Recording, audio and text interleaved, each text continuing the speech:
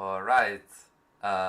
Good morning, everyone, and welcome to our new seminar on MATLAB plotting techniques. So, once again, it's me, Andrea, and my colleague Andrea. Hey. And of course, as we presented to you the information about this online event, today we're going to talk about plotting, especially in 2 dimensions. So we're going to start from the very basics of MATLAB plotting, and then we're going to see some, let's say, advanced techniques. Before starting, just some information, because we wanted to remind you about the drone competition.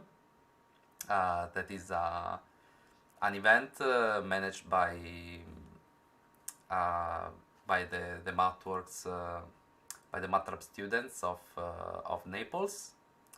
But still, it's an open event to every student interested. So if you want to take part in it, it's a team competition.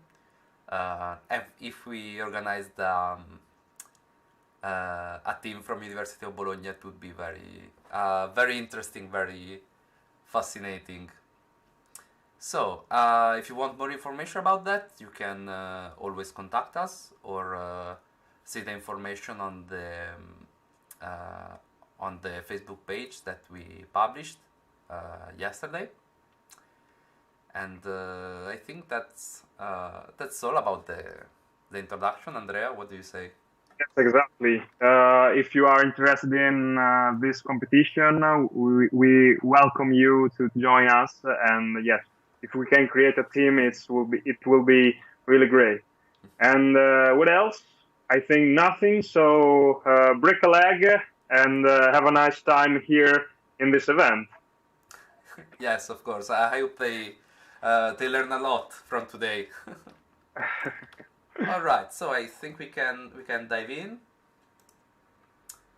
All right, so of course, as always, if you have any questions, you can write on the chat if there are any issues, so we can maybe fix them if there's some problems of audio or video. For instance, I think I should increase the font so you can see better. All right, so okay, so let's start. Let's start with this live script that I prepared to introduce you to this event. Especially, it's meant to refresh the basics of plotting and prepare you all for the next part, which will be let's say the advanced techniques. So in this part, we're going to see how MATLAB interprets the plots commands, and the main, let's say, the differences between how we usually think about drawings and graphs, and how MATLAB, let's say, manages them behind the user interface. So let's see the commands to work with plotting. So first of all, I mean, the usual line I always run is clear variables, close all figures, and clear the command window, which helps me a lot in keeping my programming environment very clean. And then let's say the simplest way of doing a plot. So what I'm doing here is I'm creating a support array in line 2, where I'm creating basically a vector. This is a way of declaring vectors, and this vector starts from 0 and goes to 2 times pi, with a step of pi divided by 4. Then after defining my support array, so the values where to evaluate my function, I can create my function. So first of all, let's recall that X, of course, is an array of elements. It has 9 elements, equally divided in the interval we're considering. And so by evaluating the function in these points, I'm obtaining a function, a variable which I called y, which is an array, and it's got the same number of elements. Of course, by evaluating the support array, through the function that I declared. So the very simplest way to create a plot is just passing the array I want to plot to the command plot. So in this case, I'm plotting the variable y. And what I obtain is this figure over here. Of course, actually now I'm working with a live script, so my figures will be in line with the code lines. If I were working on a normal script or in the command window, my figures would pop up as a new window, a new figure. So don't worry about that. Anyway, let's see what is happening in this figure. When I create my figure, I can look around it, and I can see that my mouse snaps to some points, which are actually the points where my function is evaluated. So I can click on them and see the x and y coordinates that I'm plotting. So of course my plot it doesn't look much like a sine wave, because it's made up of straight lines. And this suggests us how MATLAB works with the plotting functions. I mean, what MATLAB is doing behind the user interface, it's evaluating the functions, the function in the points I'm giving to it. And so when I'm plotting this function, I'm actually only plotting those points. And then MATLAB automatically creates a straight line between those points to be able to create the drawing I want to do. So let's see better. We already seen who is x and who is y, which are arrays of elements, where x is let's say the x-axis or the independent variable, and y defines of course the y-axis and the dependent variable. So what if I pass only one point to my plot? Actually, if I only pass one point, I can't see anything, because of what I just said. That is, MATLAB creates lines that pass through the points that I pass to the function. This actually needs some rephrasing. So the plotting function evaluates the points that I'm passing to it. Then it creates a new figure with lines, and these lines pass through the points that I just evaluated. So if I have only one point, we can't create, actually MATLAB can't create any line passing through them. So we need to do, let's say, a different approach. In this case, I'm telling MATLAB to consider not only the lines, not only to create the lines between the points, but also to explicit the points, in this case by using a dot representation. So if I'm passing only one point, I'm creating, of course, only one point, so I can't see really anything. It's a very simple plot. Now, let's go up a bit, because I wanted also to focus on this interesting part. Of course, I told you about the dependent variable and independent variable. Actually, in this case, I'm only passing one input to the plot function.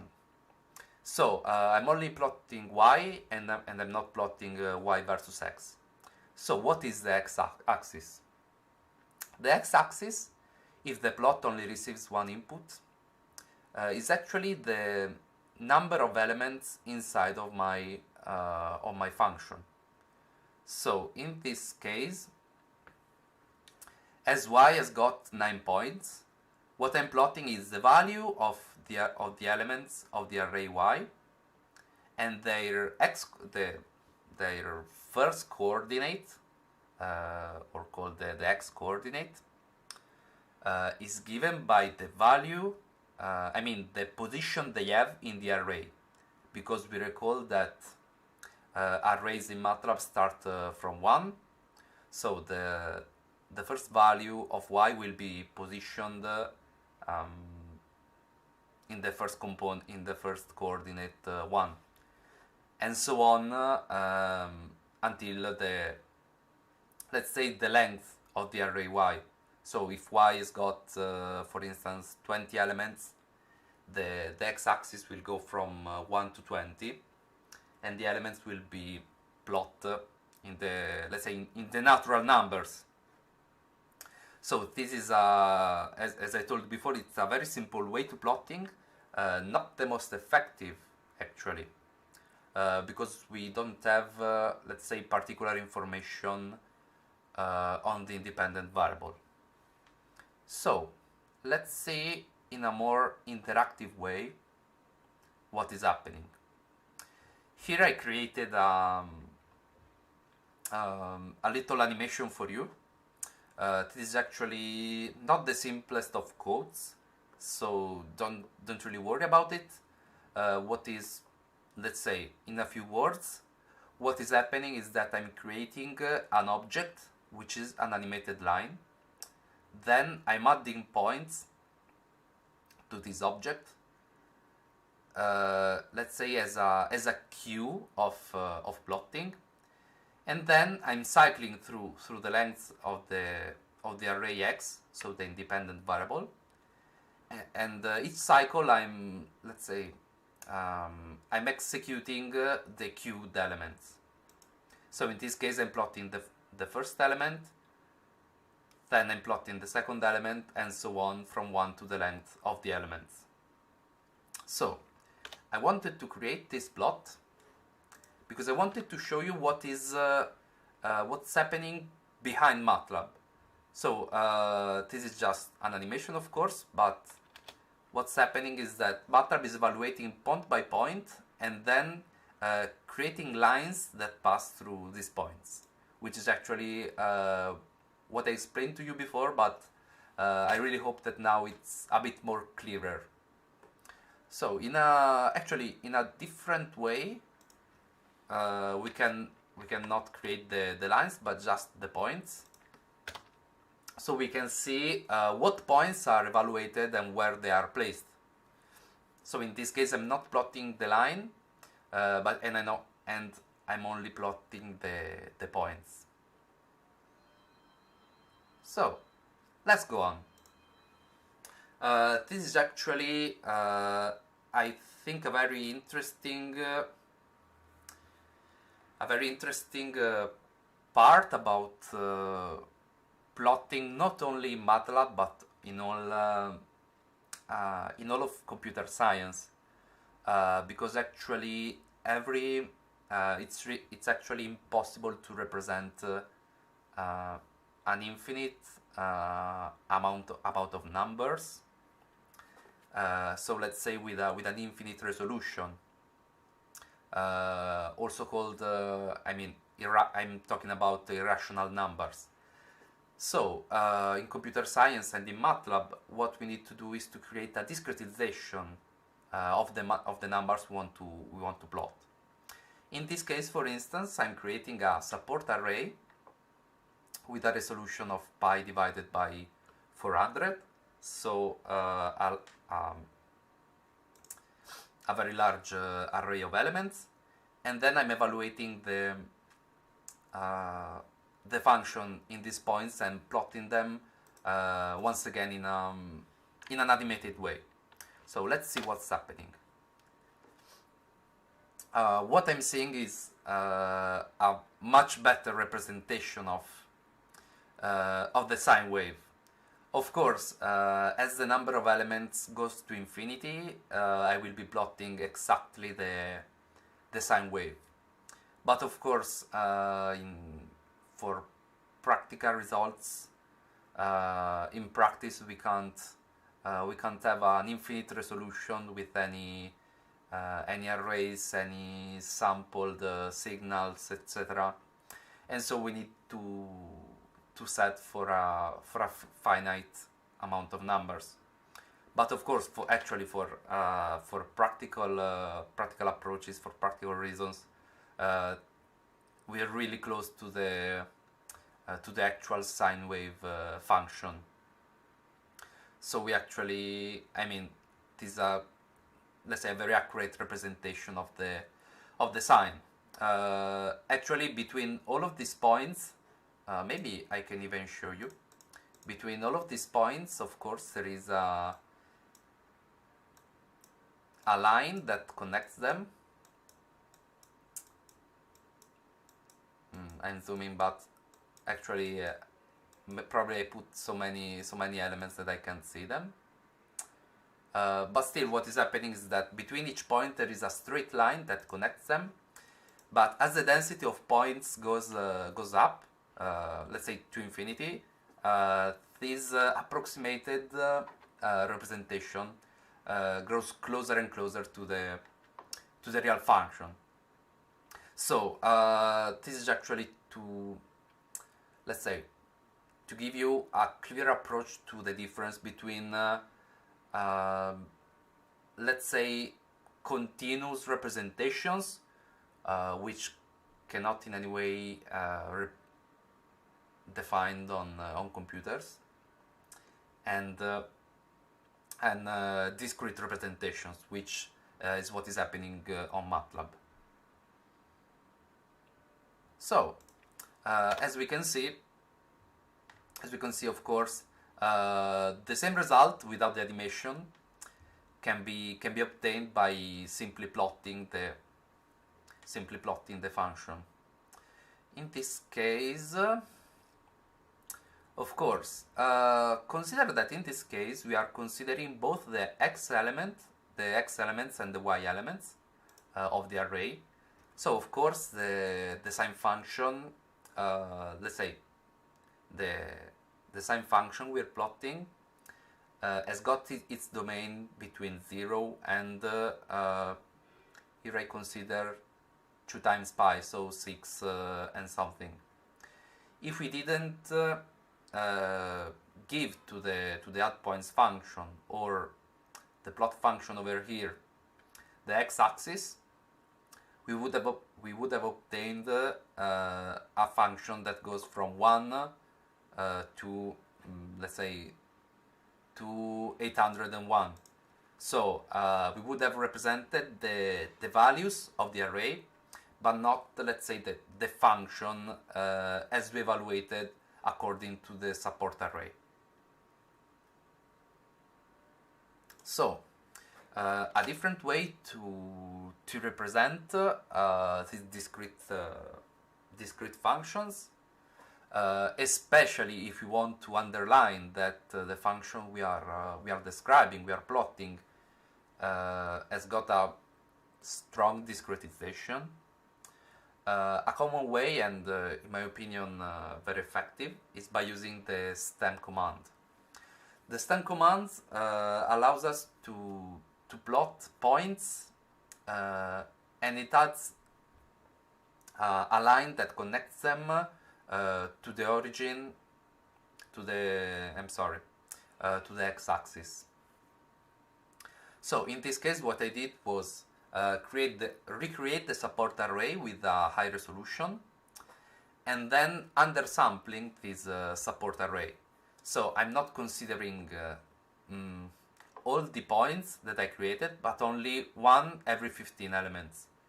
Then of course I'm evaluating my function I'm evaluating this array with my function and plotting the result, so the x-axis and the y-axis, on my new figure with the stem command.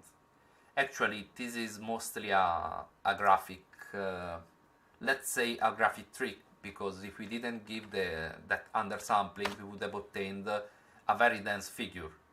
So this is useful especially for very discretized functions. So let's say when the data is very sparse and it's not very dense, like in this case. Still, let's say it's an effective way of showing data, because it gives out a clear explanation that this data is sparse, and it doesn't really make assumptions about what is happening between two values of the known function. So this was let's say a technical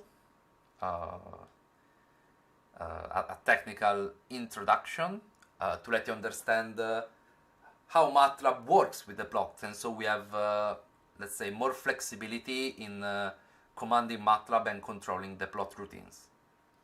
So let's see on the other hand how to control these plots and how to customize them. So in this case I'm creating a very horrible not really elegant to look at plot, but actually it serves its purpose to show you the flexibility of the plotting routine. So what is happening here? How do I go from the sine, for a simple sine function, to which is actually what we've seen up here, to this colored plot. So the plot command is very versatile. It's got a lot of options to choose from, and they can be called with different commands. In this introduction, I'm showing you the simplest way of changing the options of the plots.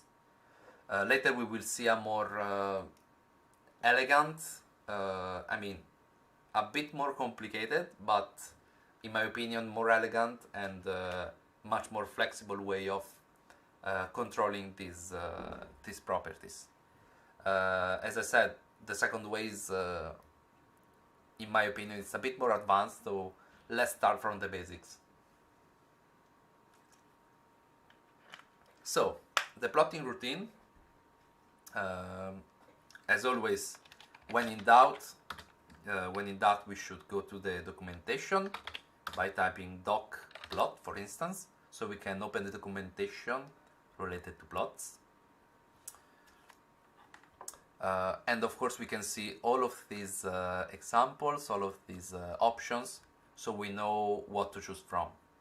So in this case I'm using the so-called name value description, let's say name value option, which means that most functions require a compulsory number of inputs, and then we can also add different inputs expressed as a name value couple. So I use the dot notation to change line and show you how this command is actually divided. So name couple options are not mandatory for the working of functions, but they're very useful to change the properties of the function we're working with. So in this case, I'm using the line style command, which is input as a string, to change the style of the line, in this case to a dotted line. So you see it's not a full line, let's say a solid line as it was before, but it's changed to this new style. Then we can change the color always of the line. In this case, I'm using the character G to express that I want to change the line color to the color green. Then there are, for instance, R for red, K for black, and this can always be seen in the documentation when in doubt. We can then change the shape of the markers or the style of the markers. In this case, by using the character S, I'm using squared markers that are positioned in the points where I'm evaluating the function. Actually, this last line should be explained for more clarity.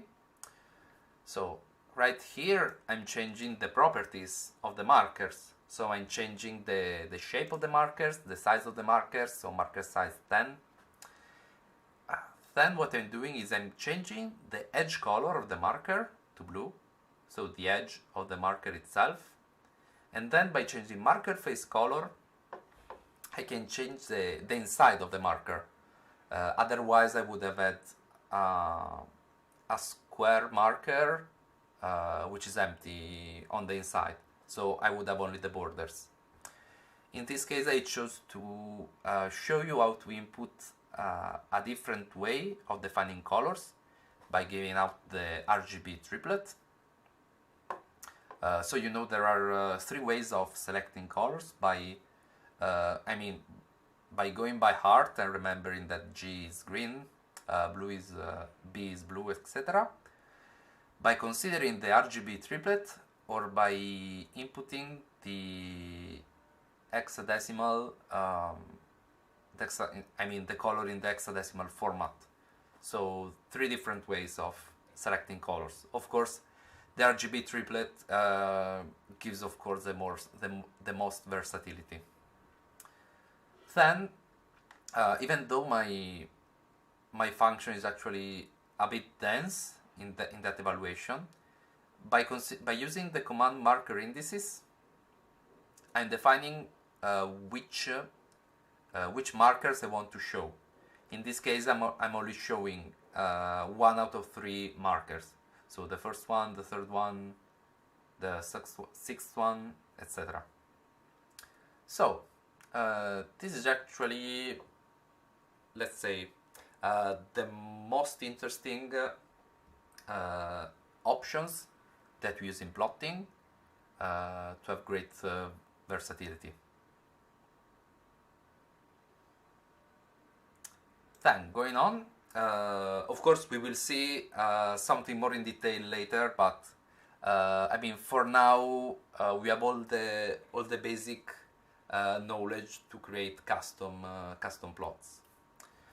Now, but what if you wanted to add multiple data in a single figure, or create a figure with different plots, and if you want to customize it to add labels, to add legend, etc. So, in this case, to show you how it's done, I'm creating a support array, as always, and then 3 functions that I want to plot. Then the most important command when plotting multiple data in a single figure is the hold on command. By using hold on, we are actually changing the properties. Actually, we're changing the property of the figure that we're creating by telling it, okay, we're going to plot different data, so every time I use the plot command, do not overwrite what was in the figure, but add it as an additional line. Actually, one step back, the figure command that I used is required to create, let's say, a blank figure. So if I run only this line of code, I'm creating my, let's say, my figure, which is actually empty. Actually, if I only run this line, for instance, I'm creating my plot. What I did before was I didn't run the figure command because I was only plotting one one function, but this time I needed to change the property of my figure. So first I created the figure and then I changed its properties and then I plotted. Because on the other hand, if I only plotted, the figure would have been created automatically. Then after I plot all my stuff, I can change the property of the figure to hold off once again.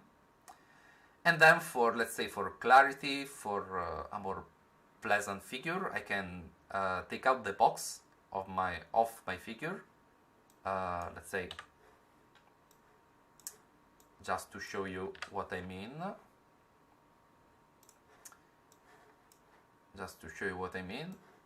This is the initial figure,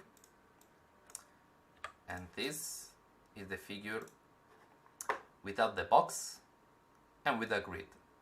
So let's say in a scientific community, this is actually more or less the standard that is used in data representation. Then what I want to do is to add a title and a label to the axis. So I can create a string for the title. I can create a string for the label, and by passing the command title, x label, and y label, automatically, actually by running these commands, I'm changing these properties to the figure on which I'm working on. So these commands can take a string already defined or a string defined on the spot. The last command I'm going to use is the legend command, which is which takes strings as inputs and assigns them accordingly to what plots I've defined before. So the first input, the first string input of the legend, will be associated to the first plot that I've designed, and so on, second and third plot. Then, for let's say for practicality, I'm also defining the location command. This is also a name value option. By passing the string location and the string northeast, I'm creating my legend on the northeast corner. Otherwise, if I want to move that, I can also change it, for instance, to southeast, and so it moves let's say on the southern part of the plot, on the bottom part of the plot, and on the right. So as you can see, this let's say this new figure is much different from the first one we've seen. So we're going from the basics to something a little more elegant. So let's go on. What if you wanted to plot in a single figure different data, but not one over the other, but in different, let's say, well, different subplots? The command to use is a subplot, which is used to focus on a single part of a figure. So I'm creating my figure, and then I'm saying, okay, in this figure there will be 3 plots, 3 rows of plots, and 1 column of plots. And the next plot I'm going to create will be the first element of the subplots. So by defining this string, this command, we're actually dividing our figure. And so I'm creating a subplot in position 1 of 3 times 1 plots, so 3 plots. Then I'm creating a plot in the second position and a plot in the third position. The other commands are what we've already seen, so don't worry. And the result is a figure like this, when the different plots are created, not one over the other, but in different subsections of the figure itself. So, what if we wanted to create plots, one over the other as before, but with different axes? So in this case, the command to use are the y-axis, which requires a string as input, which can be, for instance, left or right. So what I'm doing here is I'm setting the current axis on which I'm working on the left. This way I'm setting actually the axis on the, let's say, on the right side of the figure. So actually this can make more sense like this. So what I'm doing is I'm creating the support array, I'm creating my first function, I'm focusing on the left y-axis, and I'm plotting my figure. Then I can create another figure, change the y-axis, and plot once again. This way I can plot different functions, one over the other, by changing the y-axis limits. So you can see that these are very different axes, from 1 to -1, from -150 to 150.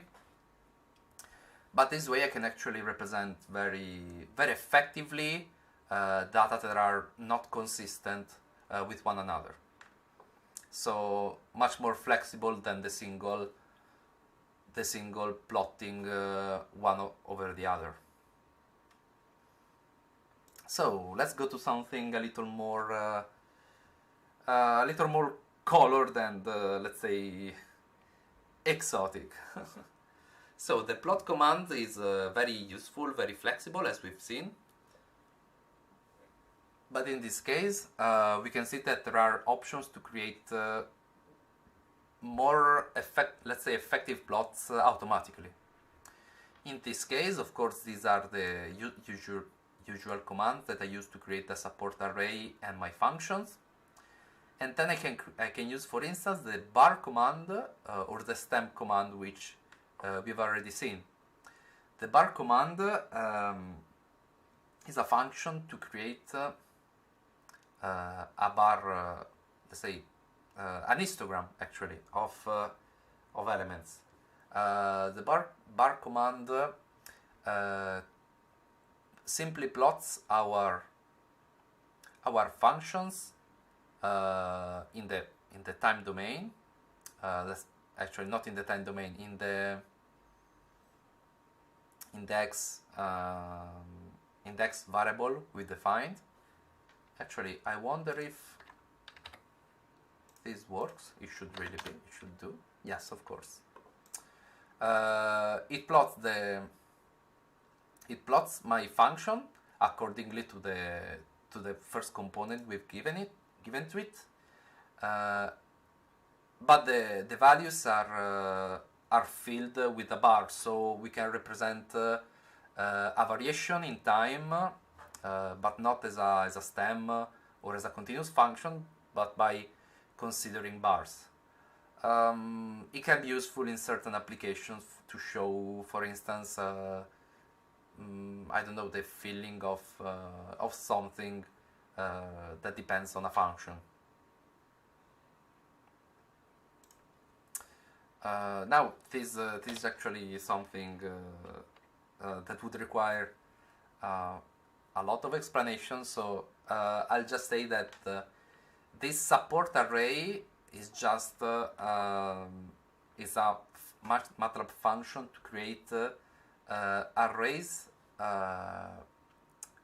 of which the elements are taken from a normal distribution. So it's actually, we can't see anything in the let's say, by considering value by value, we don't see that. We can't see anything. But a different approach can be the one of using an histogram to define the number of times that the value of an element has shown up in our plot. In this case, this represents, of course, a finite normal distribution. Actually, if I increase the numbers, it should be, yes, much more like it. Anyway, the difference between this is just to show you the difference between histogram and bars, where bars, let's say, depends on the x-axis. The histogram defines the number of apparitions of a certain value inside of our data. Then, without going into details, also here we can create plots. I mean polar plots. So not with Cartesian coordinates. The simple command is polar plot. So very simple and straightforward with MATLAB to create polar plots. Another solution also for discrete signals, for discrete data and values, is the stairs command, which looks a lot like the output of the scopes of Simulink, and it actually allows us to let's say, to show in a direct way the discretization of data. So what is happening is that instead of creating a line between two adjacent data, MATLAB is actually holding that value until the next element is plotted. So it's let's say a representation with higher fidelity of digital signals and I mean what is happening in the digital world. Then this very cool plot, we can create histograms. Also, I mean, we can start from some values, show their histogram, and also add some error bars. So bars that define uncertainty caused by, I mean, defined by some metric in our case. So we can create a bar plot.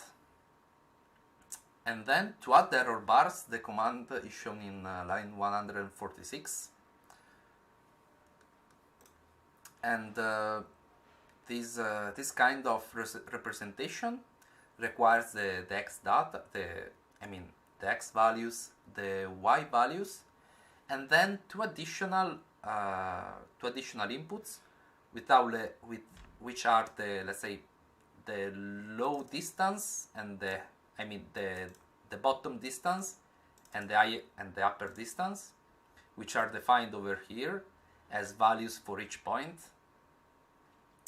And so in this case I will let's see the first set to see what is happening. I'm plotting my data value of 1, which is represented as a bar of 37.6, and then I can add an error bar to show that I have some uncertainty in my estimation. In this case, I'm passing two values of 2.1 and 4.4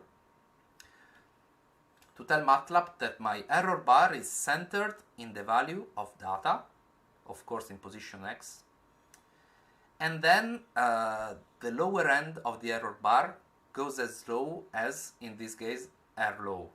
So I'm considering 37.6 and I'm subtracting 4.4. And so 37.6 minus 4.4.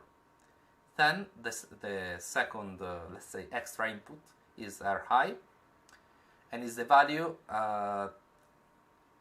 let's say, the higher value from my data. So in this case, 37.6 plus here 2.1 over here. So we can actually see that there's a lot of flexibility in this kind of representation with error bars. Error bars can also be added to simple plots, scatter plots, etc. And it's got a lot of flexibility because we can customize the value of the single bars. Then another option to create a scatter plot.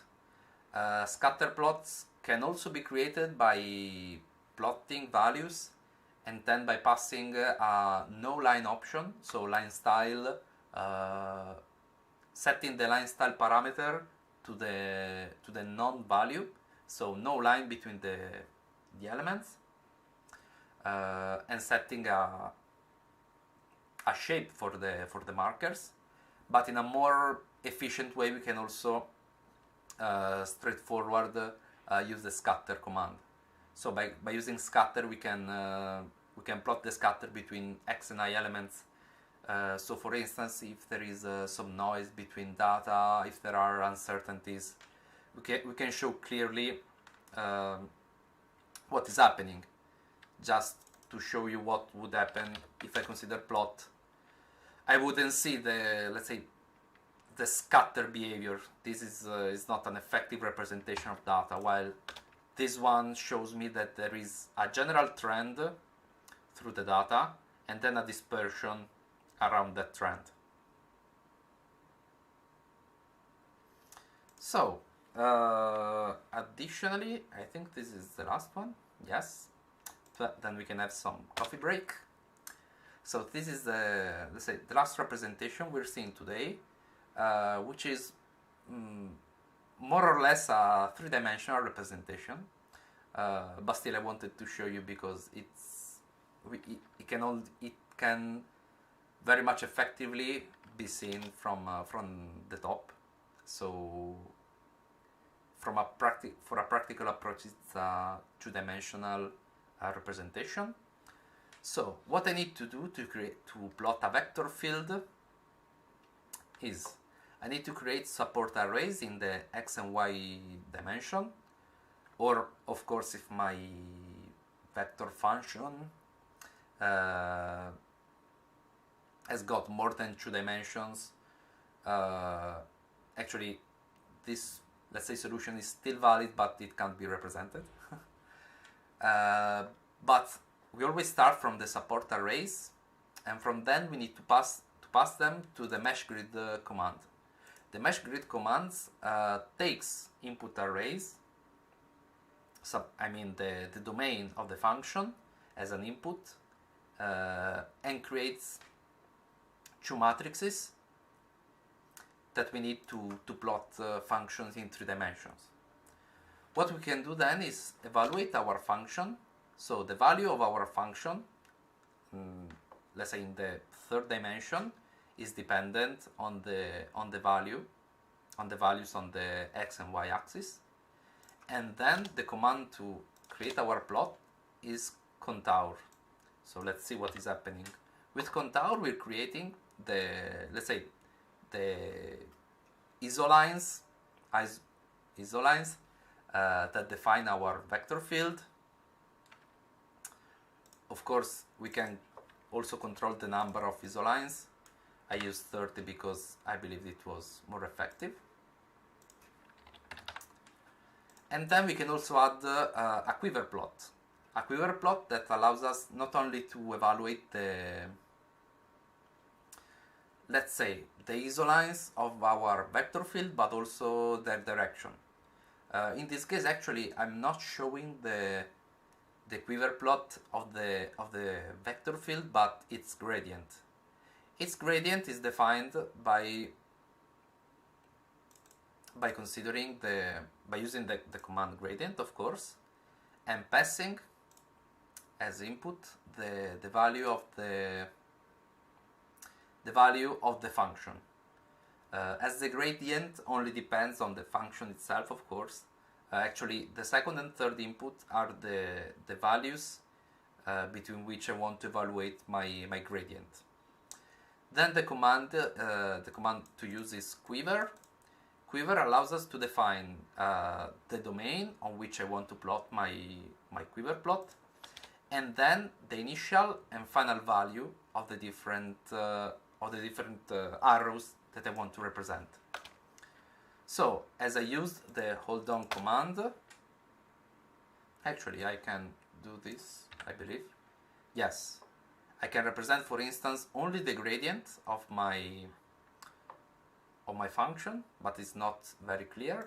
So what I do is consider the hold on command and plot both of them on the same figure. So it's a very clear figure and representation of what is happening in my vector field. Alright, this last representation concludes the first part of our seminar. So it went a little longer than expected, but we're quite on time. So I suggest we take 5 minutes for a coffee break, and then at 1:10 we can go on to the second part of our event. So advanced techniques in plotting. So I go to the coffee break page and see you in 7 minutes.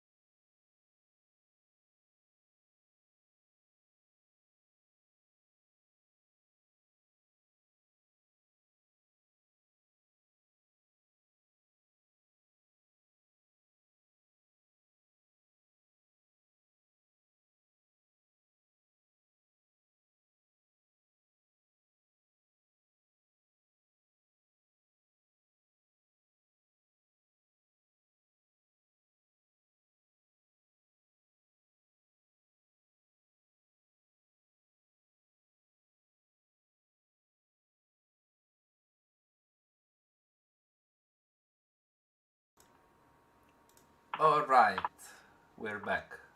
Hope you enjoyed your coffee. I certainly did. So, now let's go to what I call advanced techniques and see how to have full control on the plotting commands of MATLAB. So, first of all, actually, for this part, I'm only focusing on one single data set. So I'll spend like just 1 minute to talk to you about it. So what I'm doing, I'm creating a support array. So let's say x values, which are defined from -1 to 1, with a step of 1 divided by 10,000. So if any of you have some expertise on signals and signal analysis, this is, let's say, the time array that I would have if I considered a signal which I sampled at 10 kilohertz. So, what I'm considering as a function to plot, as a signal to be more to be closer to the real life analysis, real life plotting. I'm considering a function which is composed by two sine waves, by two sines at different frequencies, and one has got a much lower amplitude of the other one. So we got a carrier frequency and a modulated frequency. So what's the difference between what we did before and what we're doing now? This time, when we are plotting, we are saving the plot as an object. So I don't only create my plot, so plot xy. I'm creating my plot and I save it as a new variable. So let's see one moment on MATLAB what is happening. I saved my plot as p, so if I write in the command window p, I see that I'm accessing an object that I created, and this object has got a lot of properties. So it's a line graphic object with properties. If I check all of these properties, I can see it's not really easy to understand. But it is actually all of the parameters that I can control about my my plot. So this is actually what we are going to do now. We're going to create different figures, different plots, and we are going to access these parameters value by value, these properties of the function, of the objects, value by value, and changing them to have full control on our plots. So I created my plot, and of course we see that there's nothing to see over here because the x-axis is automatically set, the y-axis is automatically set, the oscillations are very high, I've got a high frequency, so we don't see anything. So step 1, let's define the axis limits and its properties. So what I'm doing, actually I've got two ways of defining this, of defining the axis. For instance, let's say the amateur way. So I can use the command axis and define a vector as xmin, xmax, ymin, and ymax. Where of course xmin and xmax must be defined as numbers. So this way I can set the axis limits as I prefer. Actually, I want to do it in a more let's say a more reasoned way, in a, let's say, an expert way. So what I'm doing is I'm using the command gca. The command gca stands for get current axis, and so I have created my figure over here.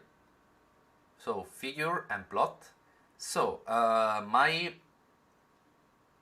the command GCA accesses the current axis of the figure, or I mean the axis of the current figure considered.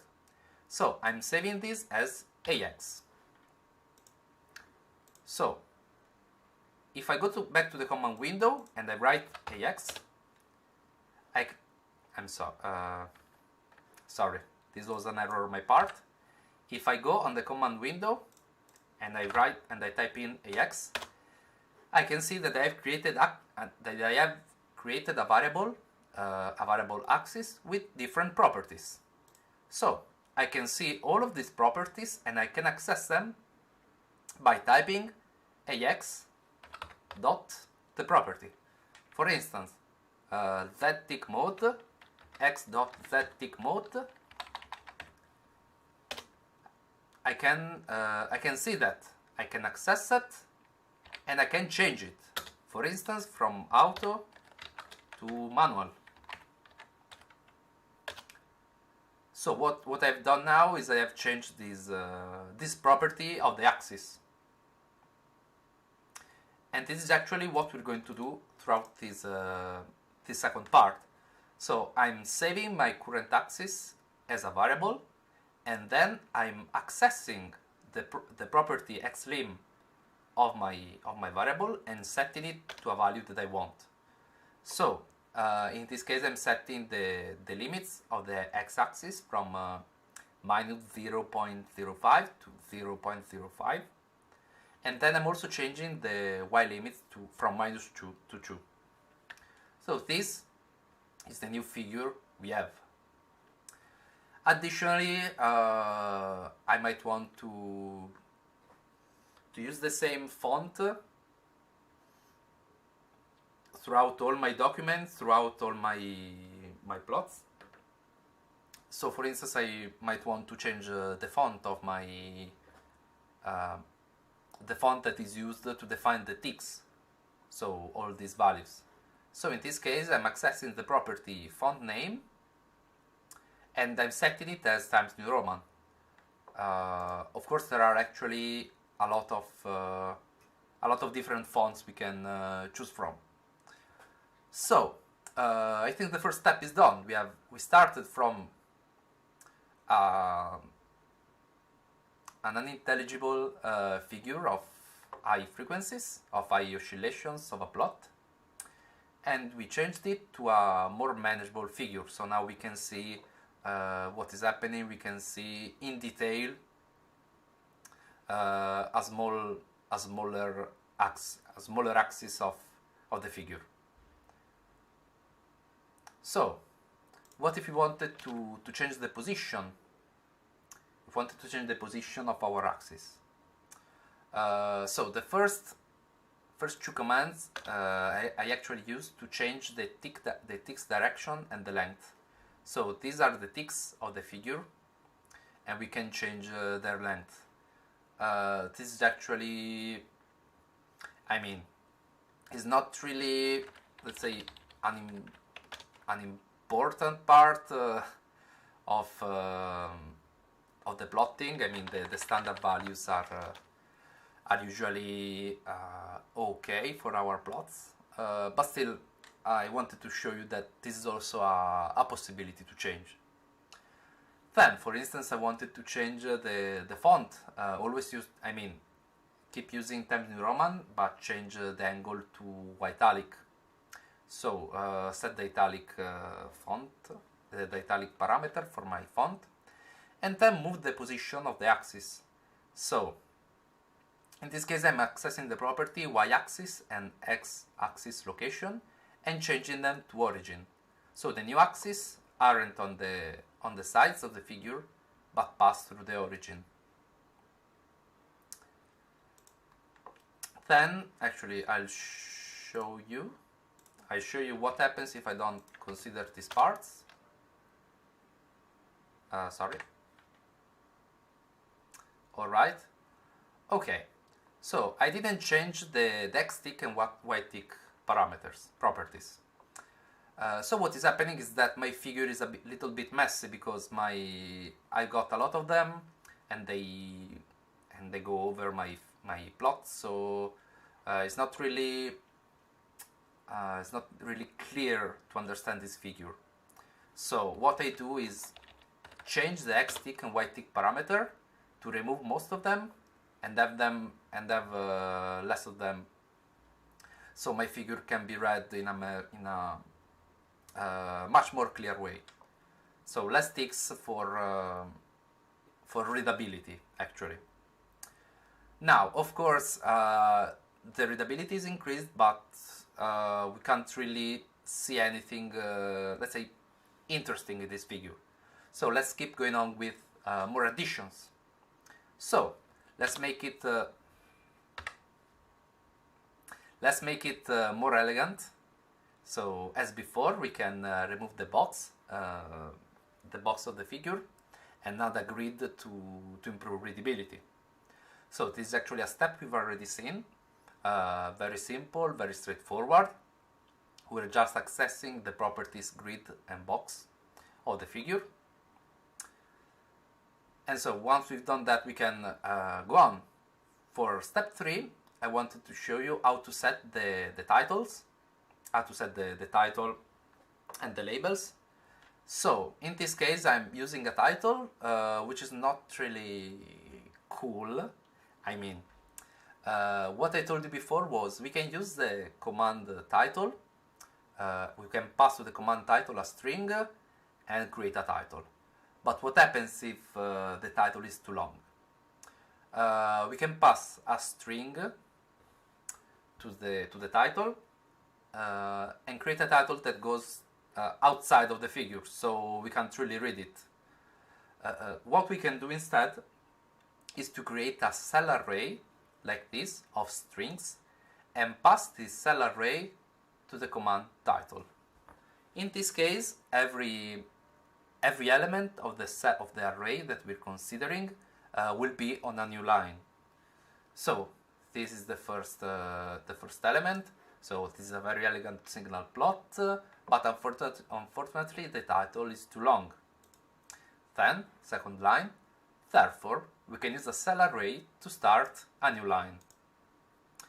Then, third element, remember that any string is a new line. So this is what we're actually seeing. This is a very elegant plot, a very elegant signal plot. Remember that any string is a new line. So we can see that this isn't really effective in defining our title. So what we do is we save our title as an object, so object t. So we can also query MATLAB for who is t, and it will tell us it is a MATLAB graphics primitive text as a class, and it's got a lot of properties. Once again, so we can change its properties. For instance, we can access and change the font name property. Once again, 2 times New Roman for consistency. But then we see that it's not very effective. So let's add an appropriate title to our plot. So with ax font size, we can change the font size of all elements in our plot, so both the title and the x and y label.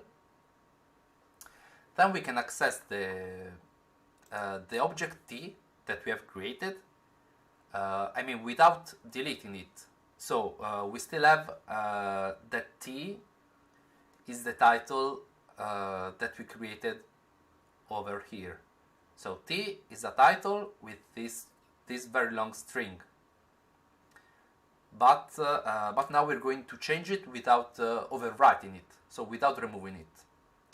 So we're accessing its position property and changing that, for instance, to move it to the left of our figure, and then we can access its string property. So the string property of the object t, the title, was that very long string, but now we can access that and change that.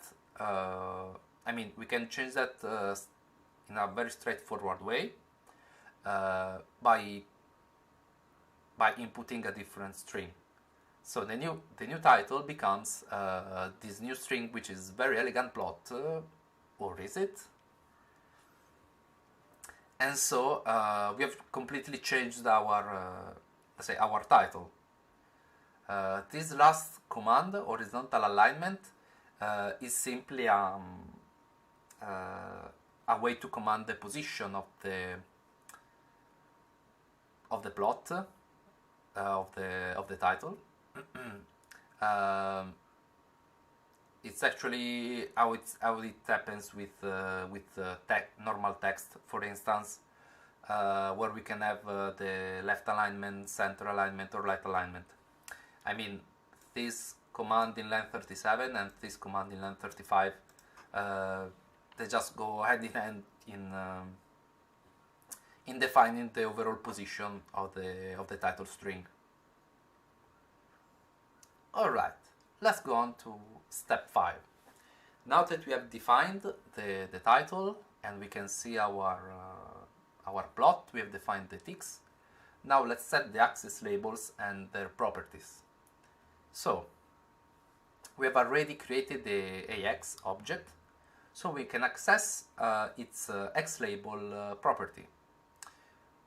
We can actually find out that AX has got some properties, but these properties have themselves additional properties.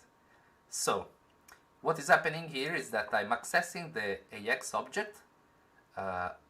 Of this object, I'm accessing the X label property, and of the X label property, I'm accessing the string property.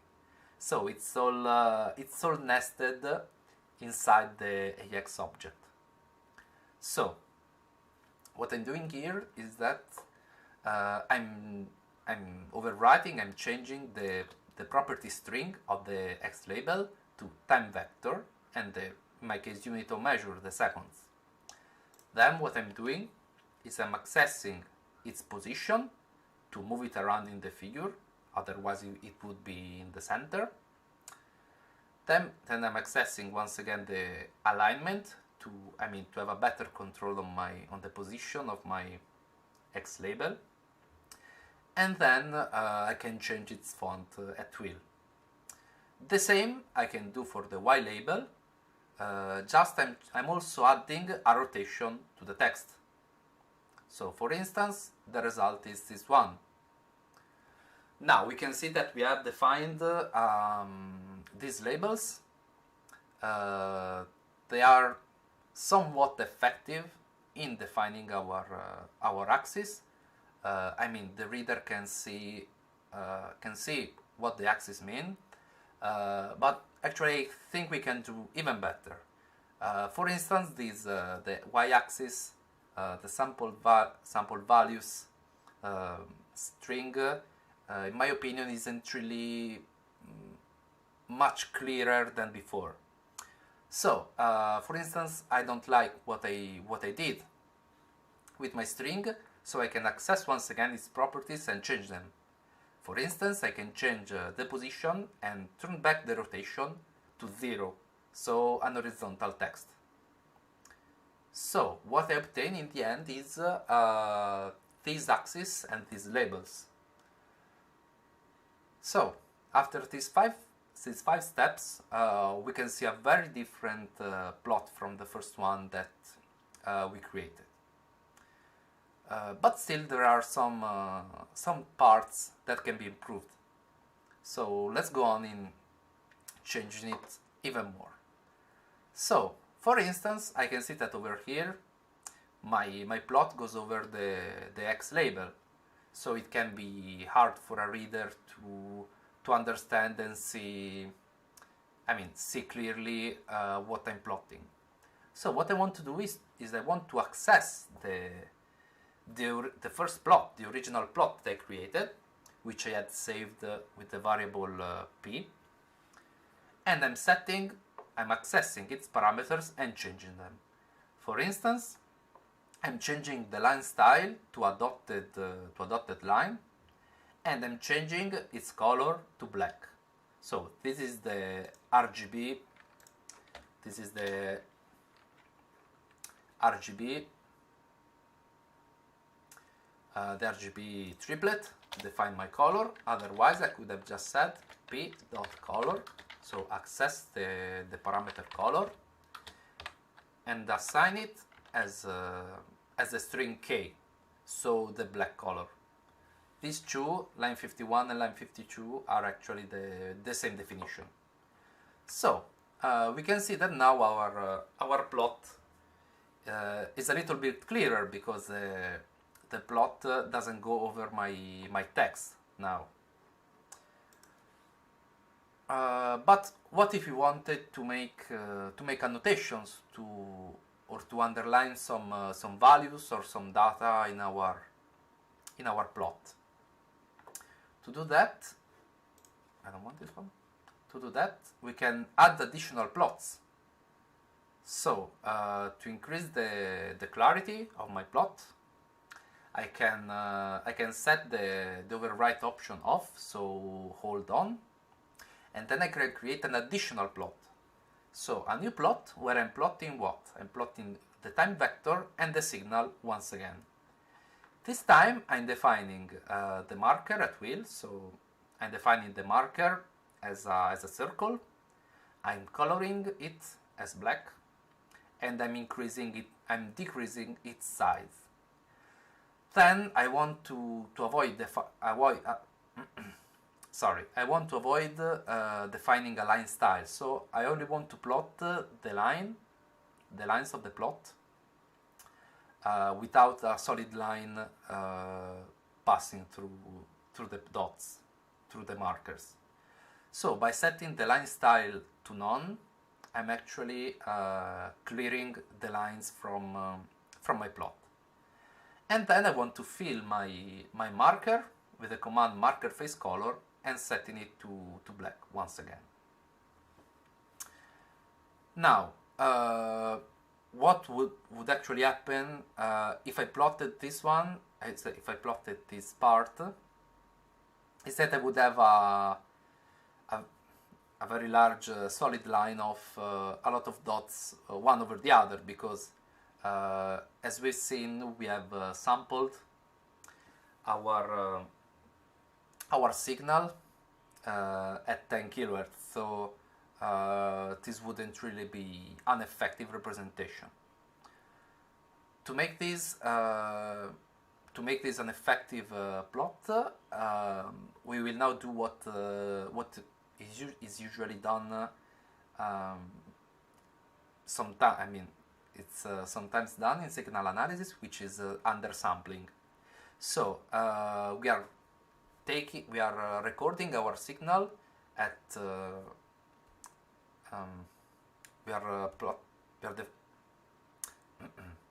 we are sampling our signal at very high sampling frequencies. So we are recording our signal with very little time between one recording and the other. But we might not be interested in defining all of these points. So we can take only one every 100, one every 50, one every 1000, etc. So what I'm doing is I'm defining an undersampling ratio.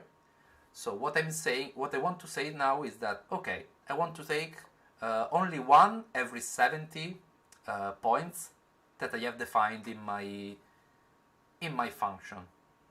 So over here I can access the marker indices parameter, marker indices property of the P2 plot, of the P2 object, and so I can define it as a vector. So what I'm saying here is that I want to only plot the markers from the first one, so one every 70 samples, one every 70 markers, up to the number of elements in the x-axis or the y-axis. So the result is this one. The resulting plot is that I'm plotting my original function with its very high resolution, but I'm defining it in a more, let's say, subtle way, so with the dotted line. But then I want to underline, for instance, some points in my plot, like this. And so my result is actually quite clearer than before. Now let's assume now that we want to make annotations to underline some points in our plot. So what we're going to do is to enumerate the data we're showing. So we're adding a legend, of course, to have a better understanding of the result. So once again we're using the legend command by passing the strings that define our plots in order, and we save it as an object L. Once again, we can access the properties of the object L. For instance, we can access the property location to change it at will and move the legend around, and then we can also access the box property of the legend. So, for instance, to remove the box that contains the legend. The result can be seen here is a legend put over here, which defines our recorded signal and the undersampled signal. Of course, we could also play with these properties. We could play with these properties even more by changing the color, by changing the font, by putting it to italic, the font size, etc. I mean, we now have an insight on how to do that. So we're moving on to the next step, but still, if you wanted, you know how to do that. It's as simple as we've seen before. So let's add annotations to underline some data. So I'm using the annotation command right now. The annotation command allows us to insert text and also arrows to define. Arrows actually to define data, but they can be used as will actually. So the input to the annotation command is the type of annotation that we want to create. In this case, I want to create a text arrow annotation, and then the coordinates of the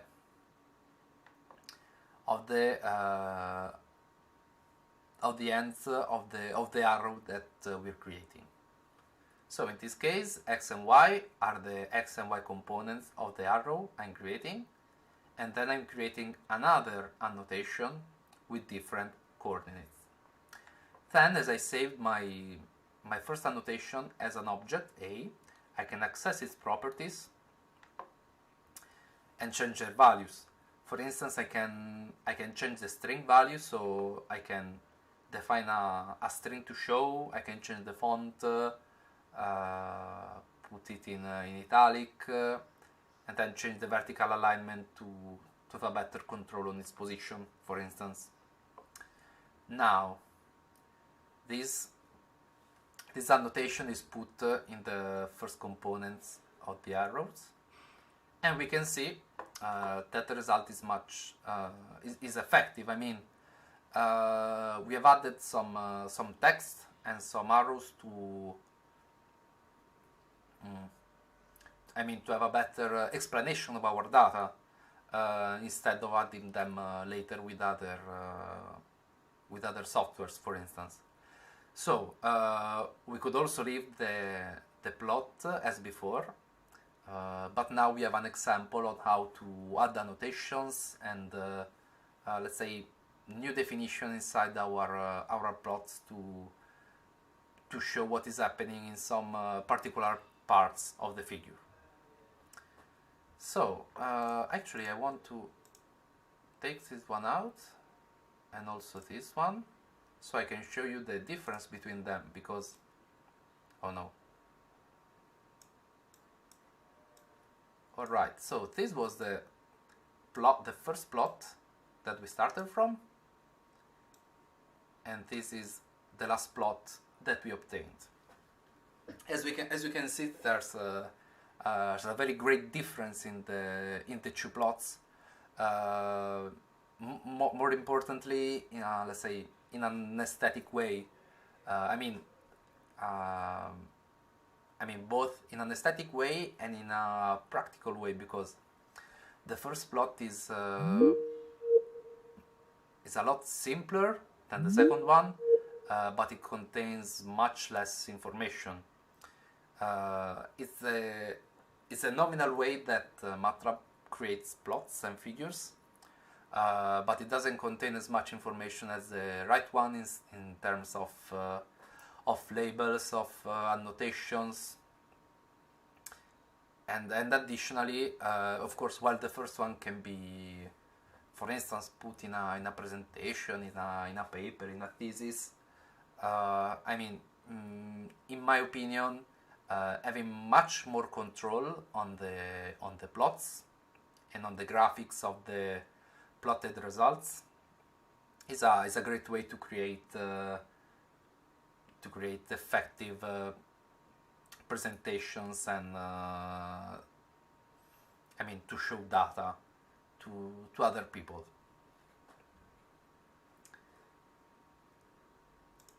All right, this actually concludes our seminar on plotting techniques. Andrea, are you there? Because I wanted to show. Yes, of course, I'm here. Of course, I wanted to show the last plot of today. Yes, and introduce the most important one. Yeah, the most important ones.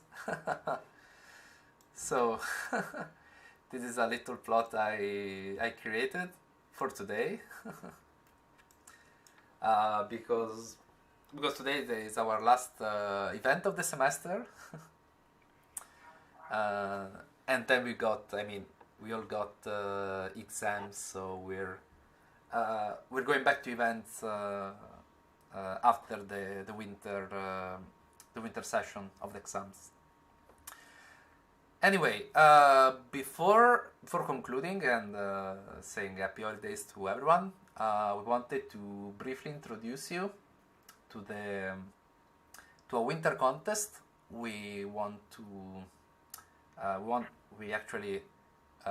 studied a little bit how to manage it. So actually, most information will be on the Facebook page. But still, this winter contest is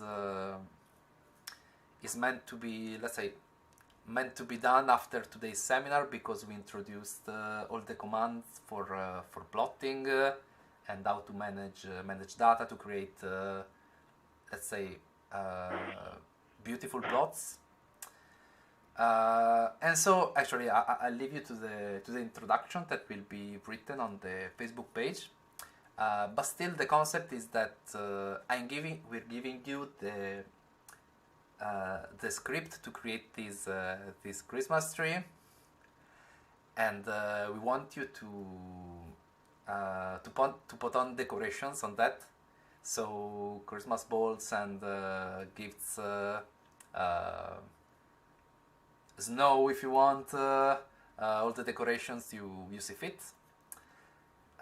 So we'll give you a window of time for playing with that, adding stuff to it as you prefer, and then we will publish the results. We will publish the Christmas trees that you sent us on the Facebook page for other people to vote, and then we'll have interesting prizes for the most voted and most appreciated Christmas trees. Do you want to add anything, Andrea? I think that you describe it quite good, and yes, this is it. I hope that you will enjoy decorating this tree, and of course, yes. What else? Yes, have fun, and we will find out who is the winner of this contest. And moreover, I want you all to see that there are some of gifts we will send to the winners. For instance, this mug. No, wait. Uh, I need to change. yes. I Oh, need to yeah. change the screen. All right, now you're live. Okay.